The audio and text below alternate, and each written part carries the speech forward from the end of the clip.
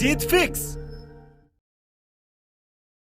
उसने मुझसे बोला कि तुम्हारे पास बिल्कुल भी दिमाग नहीं है। मैंने भी उसकी आंखों में आंखें डालकर कह दिया कि चलो अब तो मान ही जाओगे कि मैं हर रिश्ता दिल से निभाता हूं। तुम्हारी लाख कोशिशों के बाद भी अगर कोई तुम्हारी सच्चाई पर विश्वास ना करे तो फिक्र मत करना, या तो वो अंधा है या अंधेरों में है। अगर कोई इंसान तुम्हें नीचा दिखाने की कोशिश करता है तो फिक्र मत करना, क्योंकि एक मच्छर तुम्हें डंक मार सकता है लेकिन तुम उस पर डंक नहीं मार सकते। यानी कि सब में कोई ना कोई खास बात होती है, क्योंकि कई बार बड़ी हैसियत वाले लोग वो काम नहीं कर पाते जो छोटी हैसियत वाले कर लेते हैं। इसलिए अपने आप को कभी छोटा मत समझना।